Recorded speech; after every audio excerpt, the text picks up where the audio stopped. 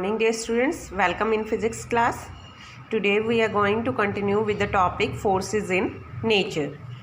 Dear students, forces हैं nature में 4 types की हैं. There are 4 type of forces in nature. First one is gravitational, electrostatic, second is, third is strong nuclear force and fourth is weak nuclear force. Clear? तो हम first force को explain करने वाले हैं gravitational force. Gravitational force क्या होती है बच्चे? The force that exist between any two object. हमेशा क्या होता है कि कोई भी दो ऑब्जेक्ट हैं उनके अंदर एक फोर्स ऑफ अट्रैक्शन रहती है. That force of attraction is called gravitational force. Universe के अंदर कितने भी ऑब्जेक्ट हैं, कोई भी दो ऑब्जेक्ट ले लीजिए, पूरे होल द यूनिवर्स के अंदर कोई भी दो ऑब्जेक्ट ले लीजिए, वो दोनों ऑब्जेक्ट एक दूसरे को अट्रैक्ट करते हैं विद द ग्रेविटेशनल फोर्स. ठीक है. It may be defined as a force of attraction between two bodies is directly proportional to the product of masses of two objects and inversely proportional to the square of the distance between two bodies. देखिए अब इस definition का मतलब क्या है, इस gravitational law का मतलब क्या है वो देखिए क्या है.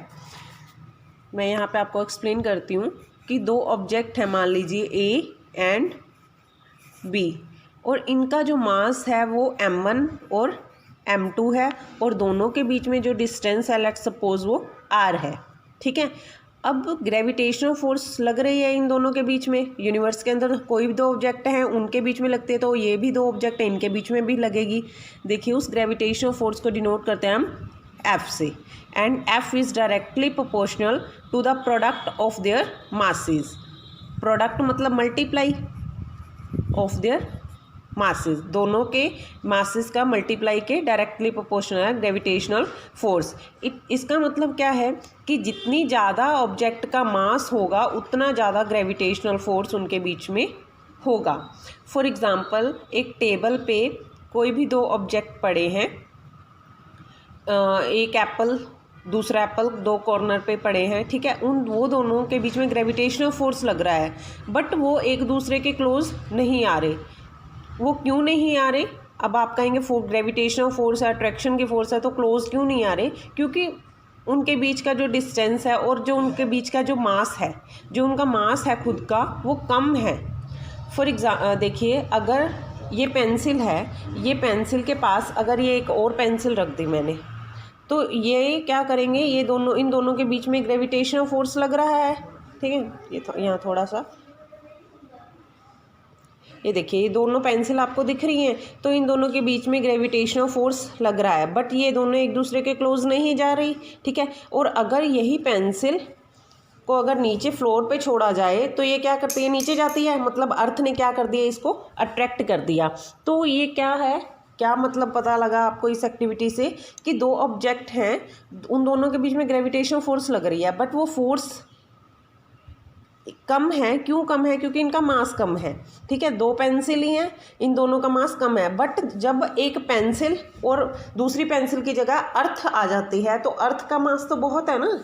यहाँ पे दो पेंसिल A और B मान लीजिए ये थी, बट अगर पेंसिल की बजाय अर्थ आ जाए, यानी कि अर्थ का मास मैंने कैपिटल M ले लिया, अब मास ज़्यादा है, जितना ज़्यादा मास होगा उतनी ज़्यादा फोर्स लगेगी. इसीलिए क्या किया, उस पेंसिल को अर्थ ने अपनी तरफ अट्रैक्ट कर लिया. क्लियर है बच्चे? मास के ऊपर डिपेंड करती है, डायरेक्ट रिलेशन है. अब आती है बात डिस्टेंस की. उनके बीच का डिस्टेंस वो कैसे डिपेंड करता है फोर्स के साथ? It is inversely proportional to the square of the distance between them. जितना ज़्यादा डिस्टेंस कम होगा उतनी ज़्यादा फोर्स ज़्यादा होगी. इन्वर्स रिलेशन है ना, स्क्वायर का रिलेशन है, इन्वर्सली स्क्वायर रिलेशन है. तो क्या कहता है कि जितना ज़्यादा डिस्टेंस कम होगा उतनी ज़्यादा फोर्स ज़्यादा होगी. क्लियर? तो यहाँ आपको यहाँ भी दिया हुआ है A और B दो ऑब्जेक्ट हैं, m1 और m2 मास है इनके बीच का, और r डिस्टेंस पे वो रह रहे हैं. तो पहला इक्वेशन क्या कहती है, it is directly proportional to the product of masses, and second equation क्या कहती है, it is inversely proportional to the square of the distance between them. When we recombine this equation, add कर दिए इन दोनों equation को, तो हम क्या लिख सकते हैं इसको, F is directly proportional to m1 m2 over r square. ठीक है। और जब ये प्रोपोर्शनलिटी का साइन हटता है तो क्या आता है, एक कांस्टेंट आता है, that is called ji, that is gravitational constant. इस जी को क्या कहते हैं हम, इस ये देखिए इस प्रोपोर्शनल को जब हम इक्वल में कन्वर्ट करते हैं तो इसके साथ एक कांस्टेंट टर्म आती है, that is universal gravitational constant. अगर ये आप ग्रेविटेशनल फोर्स पढ़ रहे हैं तो यहाँ पे कैपिटल जी ही आएगा, और इसकी जो वैल्यू है वो for all over the universe उसकी वैल्यू फिक्स है, that is 6.67 into 10⁻⁻11 newton metre square per kilogram square. ये उसके ऐसा यूनिट है। देखिए मैं आपको बताती हूँ ये ऐसा यूनिट आए कैसे।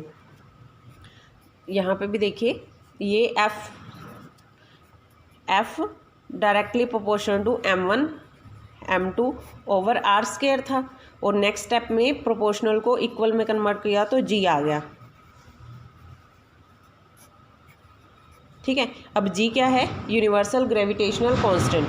ठीक है, आपने नेम इसका याद रखना है, यूनिवर्सल ग्रेविटेशनल कांस्टेंट, और इसकी वैल्यू भी याद रखनी है 6.67 इंटू 10⁻⁻11। एक्सपेरिमेंटली वेरीफाइड है, ये वैल्यू फिक्स है ये। ठीक है, अब इसके यूनिट की बात करें तो जी अगर हम इधर रख दें तो एफ आर स्क्वायर मल्टीप्लाई में आ जाएगा एंड m1 m2 डिवाइड में आ जाएंगे। ठीक है, अब इसके यूनिट्स की बात कर रहे हैं तो एफ के ऐसा यूनिट क्या रहते हैं, फोर्स के ऐसा यूनिट न्यूटन होते हैं बच्चे। डिस्टेंस है तो डिस्टेंस को हम किस में मेज़र करते हैं, मीटर में। ठीक है, तो मीटर स्क्वायर हो गया, और नीचे क्या है, मास, तो मास डबल टाइम है किलोग्राम, किलोग्राम तो क्या हो गया वो किलोग्राम का स्क्वायर। तो क्या बन गया इसके ऐसा unit, newton metre square per kilogram square. यहाँ पे भी लिखे हुए हैं newton metre square per kilogram square. Clear है students. Properties of gravitational force में पहली प्रॉपर्टी आती है students, these are always attractive in nature. अब ग्रेविटेशनल फोर्स है बच्चे, वो क्या करती है, कभी भी ऐसा नहीं है कि ऑब्जेक्ट एक दूसरे से दूर भागते हैं। ऑब्जेक्ट क्या करते हैं, एक दूसरे के पास ही आते हैं, टुवार्ड अट्रैक्टिव होते हैं एक दूसरे के टुवार्ड। ठीक है, तो क्या है, ग्रेविटेशनल फोर्स हमेशा अट्रैक्टिव रहती है नेचर में। नेक्स्ट है central force.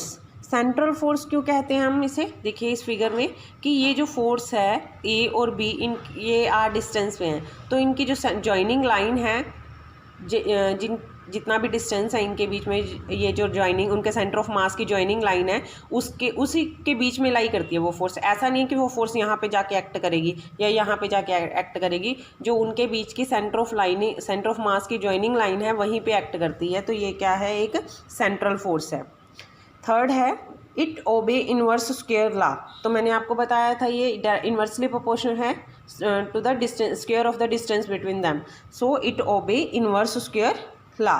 Fourth is gravitational force is weakest in nature. तो ये क्या है, एक स्ट्रॉन्ग फोर्स नहीं है, वीक फोर्स है।